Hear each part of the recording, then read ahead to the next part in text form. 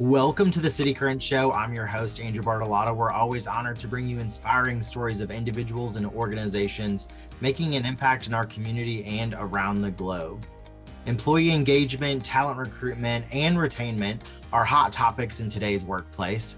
And today we're talking about applying the business hierarchy of needs and increasing employee engagement with the author of Strategy Realized, the Business Hierarchy of Needs, Turning Strategy into Results, with the founder and CEO of Group50 Consulting, Jim Gitney. Jim, thanks for joining us today. Andrew, it's truly my pleasure, and thank you for having me on your show. Absolutely. Now, before we talk about employee engagement, give listeners an idea for your background and expertise. So I have a 45-year career. I spent the first 25 years of my career in operations and marketing and sales with companies like GE, Black & Decker, Sunbeam, and Rainbird. And in 2004, decided that I really liked, after getting to the C-suite, decided that I really liked being where the action was on the shop floor in the factory and with people inside the business. So I started Group50 Consulting in 2004. So we've been doing this for almost 20 years now. And we work primarily with middle market manufacturing and distribution companies on strategy, operations, and supply chain related issues. During my career, what I have found is that most companies don't do a great job of implementing strategy. As a matter of fact, 80% of strategies don't meet their intended goals. And 60% of leaders in companies of any size feel like they don't do such a great job in implementing strategy. And what I have found, as I've worked with over 200 companies in the last 20 years, that implementing strategy, or the failure to implement it the way it was intended, is primarily driven by a lack of alignment and agreement throughout all the stakeholders in the business. And so in 2013, I created the business hierarchy of needs. It's patterned after Maslow's hierarchy of needs. And if you think about Maslow's hierarchy of needs, there are some foundational things you need. As you acquire each one of those foundations, you can move to the next one. And self-actualization is the last one. So I've taken the same concept and applied it to business.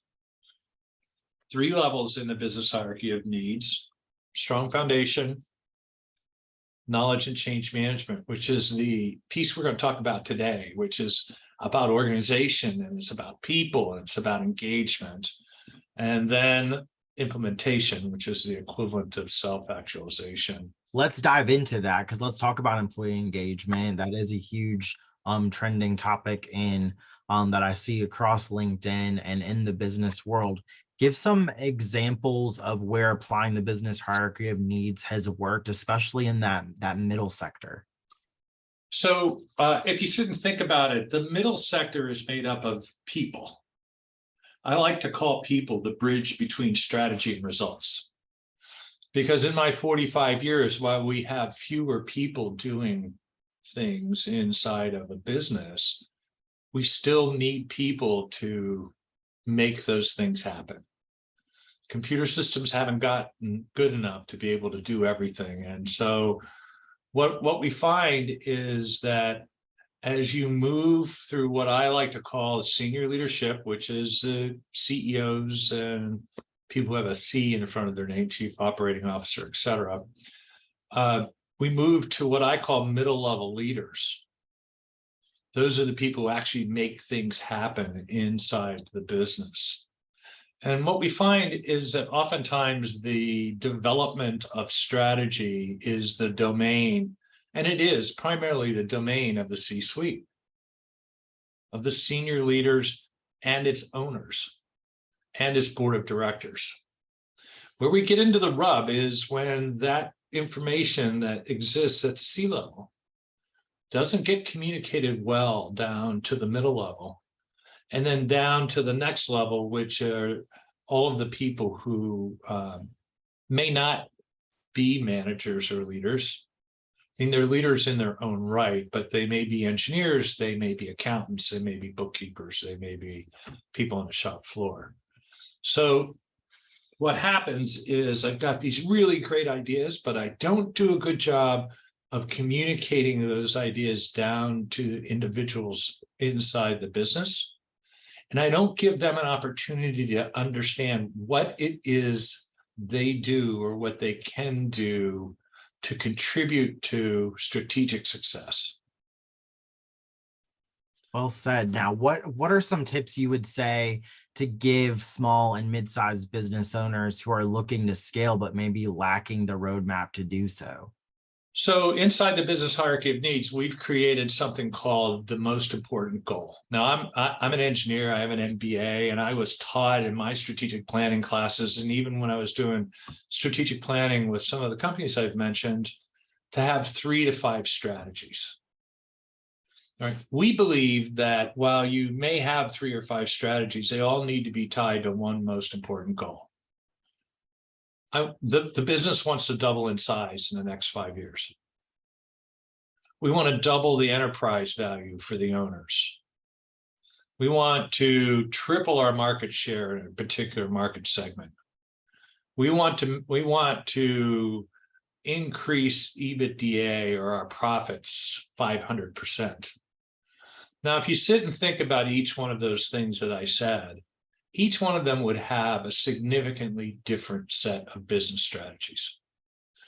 And what happens, and I have all kinds of examples in my book, what happens is senior leaders will pick the 2 or 3 or 4 or 5 things that they like, that they think they need to do. And sometimes they're not related to each other. And so what we tell leaders is have one most important goal. I had an owner of a company who wants to exit, say, I want to exit my business. Okay, well, we're the largest transfer of private businesses in the history of the United States happening right now as baby boomers are retiring, right? Yeah. So I said, all right, what's your most important goal? And he goes, I want to exit my business. Sorry, that's not a most important goal. What's your most important goal? And he goes, I want to be able to sit on the beach for the rest of my life and drink pina coladas. And I want to have the same cash flow that I've had, that I've grown accustomed to.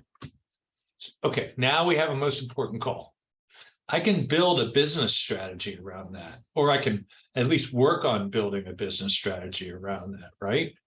Mm-hmm. Which is a completely different approach. And if the owner had said to me, I want to put $20 million in my pocket, and I want to give the rest of the company to all of the employees who have made me so successful during the history of the business.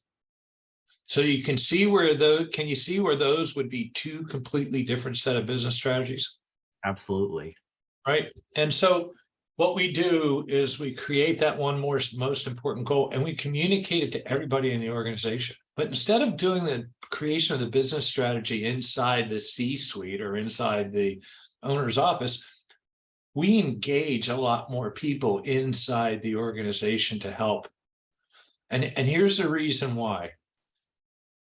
I can create a beautiful strategy, and I can create that strategy over a 6 to 8 week period. But if I just did it with 1 or 2 or 3 other people, it becomes really difficult to communicate to everybody else what's in it for them. Not only what's in it for them, but what their part is in making it happen, what their role is, okay? And here's the thing that's most important about, and maybe one of the most important points inside the book. We as human beings want to be led. Now, let that sink in for a second. We all want to be led. If we're doing something we want to know from what, to what, by when. Now, I'm the type of guy where, all right, tell me from what, to what, by when, and leave me alone, and I'll just go do it, right? Yeah. That's who I am, which is why, I'm in the career that I'm in. But I'm not like everybody, or everyone else may not be like me. They may want a little more information. They may want to ponder it a bit. They may want to be part of developing the how.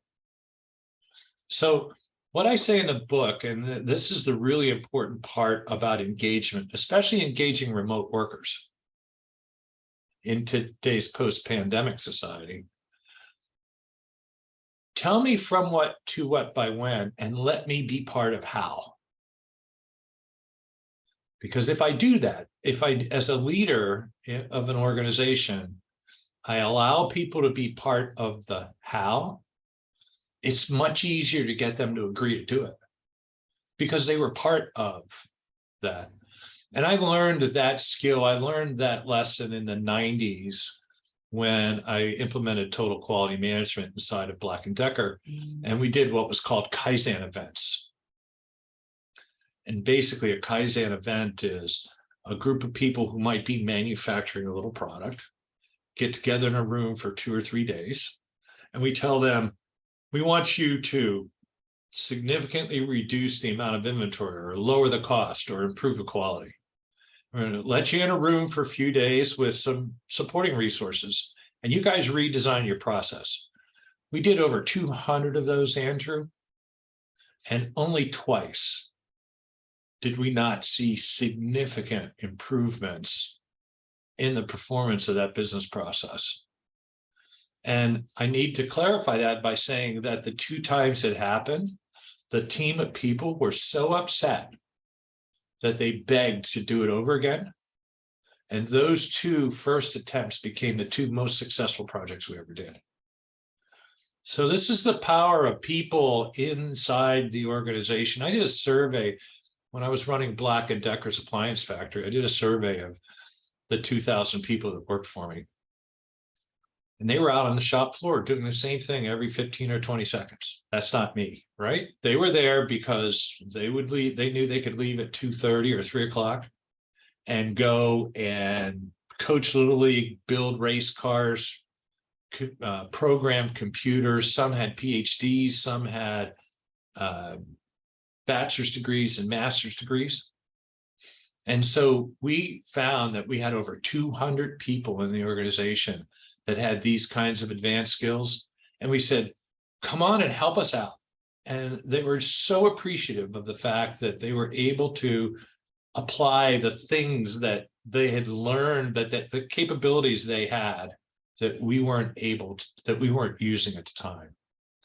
And so I've seen firsthand what it's like to engage people, but it's always about the equivalent of a Kaizen event. Tell me from what to what, by when, and let me participate in the how. And the results are compelling. Gallup Corporation gave me some numbers for the book. And let me share some of those with you. Yeah, please do. 23% improvement in profitability you can expect. 18% improvement in productivity. 43% reduction in turnover. Now sit and think about that for a second, right? Companies are having a difficult time finding employees. We hear that over and over and over again. Mm-hmm. Turnover rates are really high. Productivity in the United States in the last 2 years has gone down for the first time in 50 years. Probably for 2 reasons. One is remote workforce, but the other is the fact that once I have found a good employee, I'm not getting rid of them. I don't care what the economics look like, right? Because I don't want to go through the pain of trying to find them again, right? That is the point is, every leader, every owner of every business is sitting on a gold mine of talent that they likely are not leveraging well enough. Well, I like that you make the point that if you allow for space for innovation and for your workforce and your talent to be able to be part of that how and have that sweat equity into what they're trying to build, and not just feeling like they're making the CEO richer and they're really providing a valuable product or service and making them part of that how, it allows for that increase in productivity, it increases retainment, and it also just provides a space where people feel like their work has some purpose, which is also, you have studies about purpose and work and how important that is. And so I think that your book and those statistics really showcase the importance of those hierarchy of needs in the business world. Where can people go to learn more about you, your services, and purchase your book? They can go to www.strategyrealized.com and see reviews and learn more about the book. And my consulting company is Group50 Consulting, www.group50.com. Well, Jim, thank you for providing a platform and service on understanding the business hierarchy of needs, creating that, and also providing so many great statistics and reasons why these companies not only need to understand the business hierarchy of needs, but work with you as well to turn their strategy into results. Jim, thank you for joining us today. You're welcome, and thank you so much for having me. It's been a great pleasure.